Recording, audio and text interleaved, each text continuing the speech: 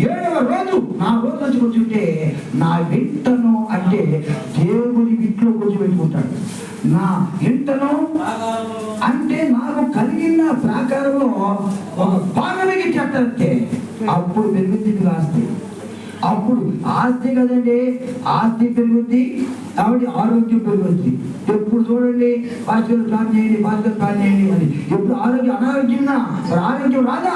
వస్తుంది. కానీ దేవుని మందిరం వెళ్తే కదా, దేవుని వాక్యం వింటే కదా, వాక్యం ఉంటే కదా, లేక ఎప్పుడు చూసినా మనకి నా ప్రియ సహోదరులు ఆయన ఏమన్నా వాక్యం అంట మూలుగులోంచి ఎముకల్లోంచి ఈ భాగిస్తుందంట దేవుని వాక్యం.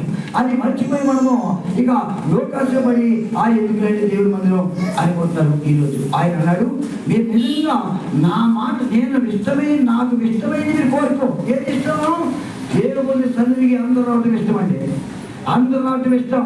అంతేగాని పిల్లలతో సైతం అందరూ కూడా వచ్చి దేవుని సన్నిధిలో కూర్చోడం దేవునికి ఇష్టం కనుక ఆ వచ్చి కూర్చున్నాక వాక్యం ఎందుకంట నా వింట నా ప్రాకారములు అంటే దేవుడు నా ఇంటిలో ఉన్న ప్రాకారమును ఆస్తిని మిగిస్తాను. అప్పుడు మీరేమవుతారు? ధనికులారా, ఏమండి ధనికులు కాదా నా ప్రియ సహోదరులా? ఈ పూట కడదాం కాదా దేవుడు ఇస్తాడు. నువ్వు ఆయన చెప్పిన నువ్వు చేస్తే కదా నా ప్రాకారం ఇస్తాను. ఇంకేమన్నాడు?